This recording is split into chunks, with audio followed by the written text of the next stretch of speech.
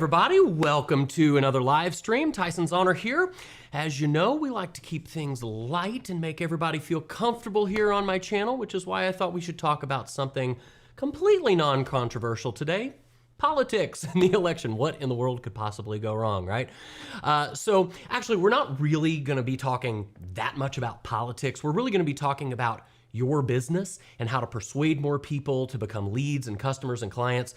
And so really, I'm just talking about the election as a backdrop to drive home some persuasion principles for your business. And, you know, so I'm gonna give you my take on what's happening with the election and what I think is gonna happen from a marketer's perspective, from a perspective of somebody who understands influence and persuasion. Because you might be thinking, well, why in the world is this, guy who always teaches us about business and marketing talking about the election and politics? Well, I mean, what is an election other than influencing and persuading people to take action in the direction you want them to move, right? And so that's ultimately what we do as business owners. So quick spoiler alert, I actually am not going to give you a prediction for who I think is going to win. So if that's what you're looking for, I don't really know. I don't think anybody knows. In fact, I think my prediction is that this is going to be an incredibly close race. In fact, I think it might even be, we've got a shot that it's going to be, a repeat of 2000 with Bush Gore, where, we don't know who the winner is, and we don't have a concession for days, maybe weeks, or even a month or two after the election when all the votes are counted. But I do have some predictions about what I think will happen on and after the election day, and all of that ties in to you being more persuasive in your marketing so that you can get more leads and more sales and customers for your business. So what I'm going to do in this particular video today, in this training, is I'm going to tell you 4 principles of persuasion that I'm really seeing play out in this election that you can easily use in a very ethical way, not necessarily in the same way that politicians use them, but in a very ethical way to attract more leads and customers and prospects for your business. So we're going to go through each one of those 4 principles one at a time. You might want to grab a pen and paper. You might want to write these down, because I'll kind of lay out each persuasion tactic individually. I'll give you some examples for how you can implement this in your business, and then we'll talk a little bit about how we're seeing this play out in the election so that you can understand it in the real world, right?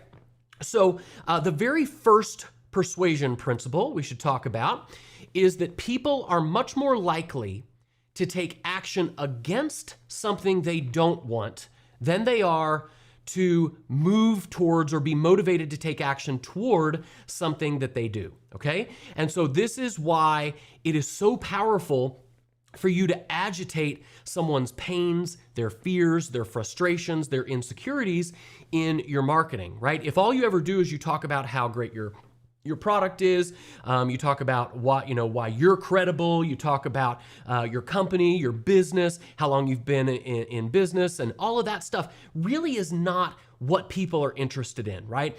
You're going to be much more persuasive if you talk about, first of all, what they're interested in, and if you talk about how they can solve a problem or get away from a fear or an insecurity that is plaguing them, okay? So yes, I am seeing your comments, all right? So yes, this is live. I'm here on October the 30th.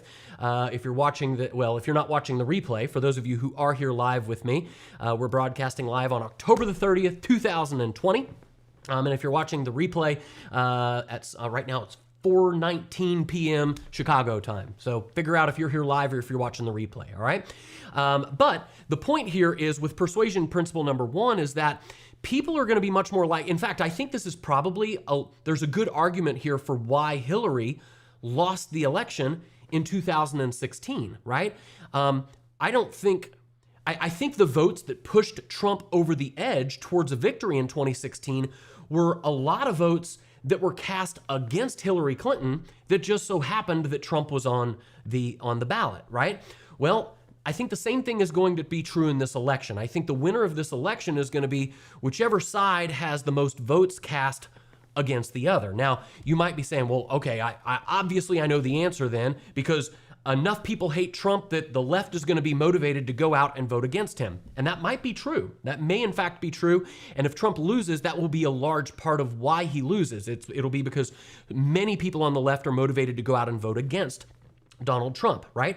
However, you can't just, it's not necessarily just about the person, it's about the issues, okay? And so you have to ask yourself, what are the issues that my audience is dealing with, right? So what are the problems that are plaguing them instead of you talking about you as the person, talk about, because ultimately, guys, we know that people are gonna vote based on the issues that are most of interest to them. And so if we know that, okay, on the left, their biggest thing that they're going to vote against is the big bad orange man, and they're going to vote against the fact that they don't want to lose their health care, and they don't want to get rid of marriage equality and the way that he's handled the virus. They're going to vote against that, and they're going to vote against overturning Roe v. Wade, all the things that they're afraid might happen if Trump wins another term. Well, you have to look on the other side too. The right has their concerns, right? The riots, the lack of law and order in some of these big cities where all the riots are breaking out, the economy, the jobs. The right is going to vote against raising of taxes. They're going to vote against big tech censorship. They're going to vote against, getting rid of free speech. They're going to vote against all the far left social justice warriors, calling them racists and bigots and homophobes and sexist and all of that stuff just to shut down their free speech. So both sides have their issues that they're going to vote against. You have to figure out, what are the issues that my audience is going to vote against? How's your audience going to vote against things? They're going to vote against things with their clicks. If you do a good job in your marketing and your advertising of knowing who you're talking to, right? Who is my audience? What is plaguing them? And how do I talk about their problems in a way that motivates them to move, to get rid of those problems? And by the way, before I forget, I do have training that you can get access to right now for just $1. I've got total Facebook lead generation template, not lead generation, Facebook copywriting templates for exactly how to write the types of ads that motivate your leads to take action. I've got training on exactly how to figure out who your audience is, where to find them, how to come up with the right kinds of offers. ROIFlix is my streaming service for business owners, kind of like Netflix, but for business owners. If you'd like to take a $1 trial, I'm leaving this offer up until tomorrow, October 31st at midnight. So after that, this offer's coming down, and then we'll reevaluate how it did, okay? All right, so that's enough with persuasion principle number 1. Persuasion principle number 2 that we're seeing play out in the election and that you should take note of for your business is that people are highly motivated by their immediate circumstances, oftentimes much more so than some what-if scenario that might happen in the future. So what do I mean by this? I'll give you a great example. I'll give you a great story of this. Obviously, you can see this playing out with COVID-19 right now, yeah?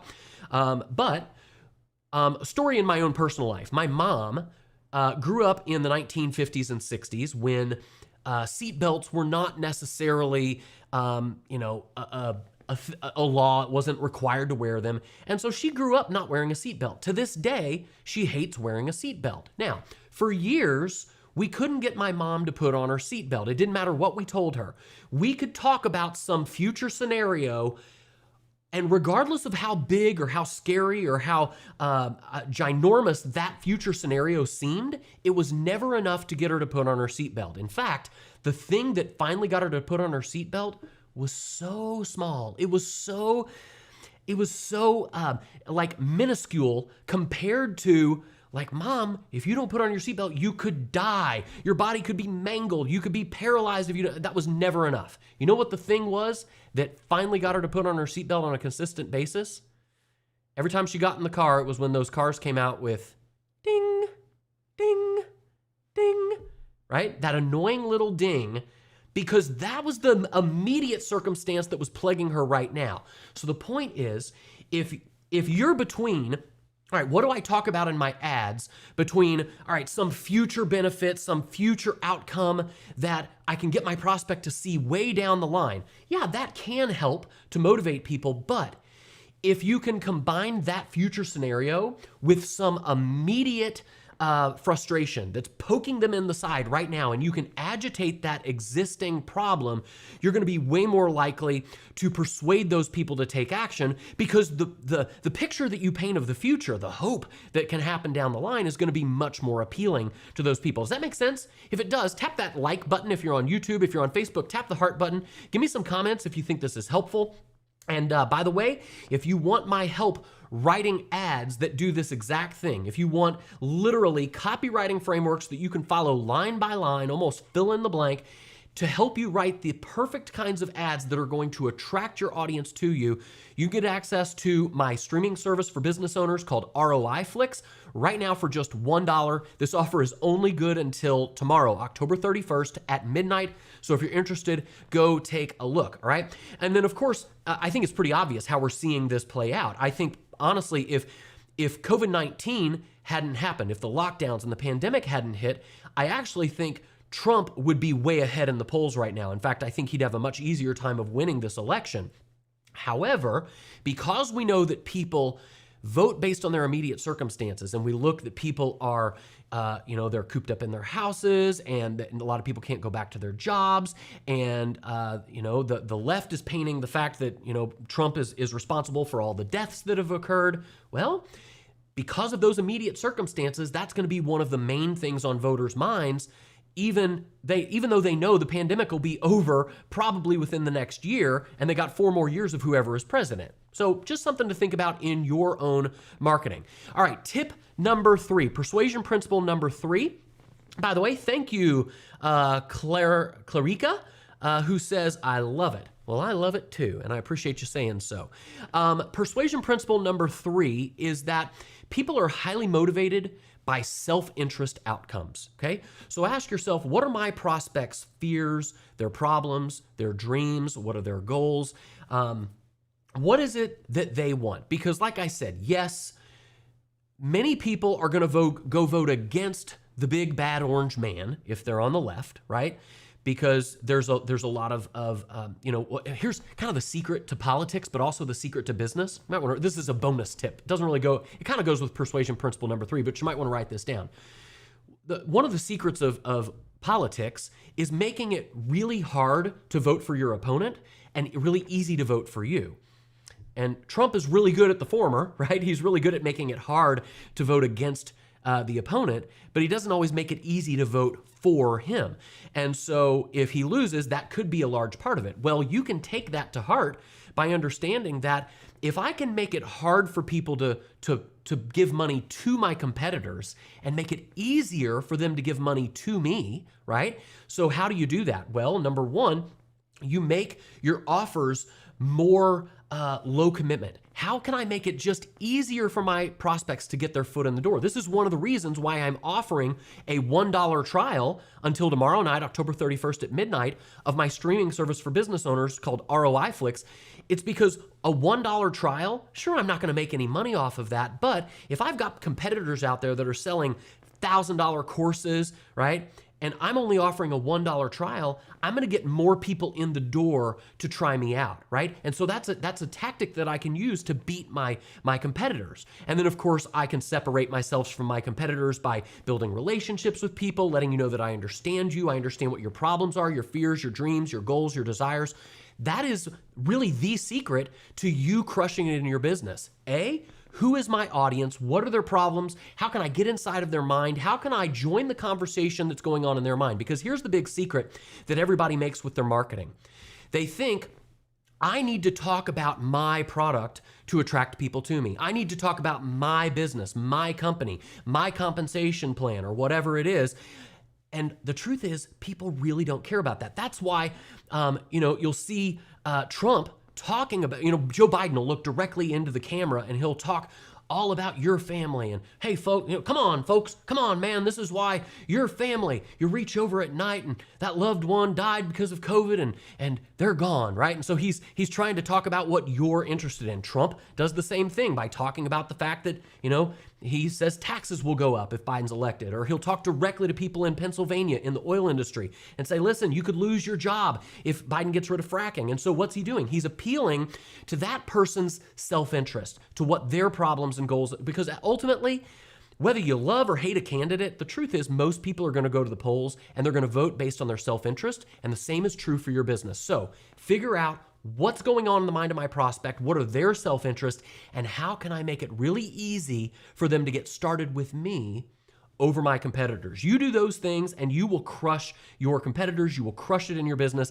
And by the way, I've got step-by-step training right inside of ROI Flix that shows you how to do all of that. Okay, final step. Again, if you're getting any value from this, make sure that you tap that heart button a couple of times if you're on Facebook. If you're on YouTube, give me a thumbs up. And by the way, make sure you subscribe to my YouTube channel and click the notification bell if you like these trainings and you want to get notified every single time I go live. But let's move on to persuasion principle number 4. The fourth and final one is this. People want to follow someone who will rally with them against a common enemy. Okay?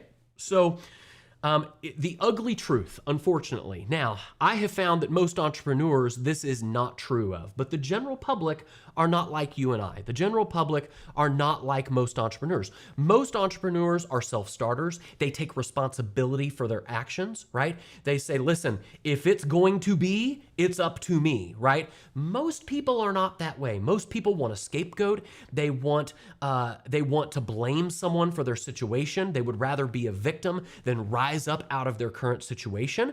And so politicians know this, right? And so obviously they say, okay, what is the common enemy that we can get our core base to rally against, right? So Trump did it with illegal immigration, right? All right, we do not want illegals coming across our border, or fake news, corrupt politicians, the swamp, right? So he did it with that side. The left does it with injustice, and right, we don't want let's rally against injustice, and we want equality, and we want systemic race. We want to get rid of systemic racism. That's an evil, or bigotry, right? And so each side has the common enemy that they're going to rally their tribe around to influence them. So you have to figure out, what is the common enemy of my audience? If I can help them to throw stones at that enemy, and I can confirm their suspicions that that enemy is the reason why they are not succeeding, you will persuade more people. Now, I do have to give you a quick disclaimer here. There are some marketers who will tell you, tell your audience it's not their fault.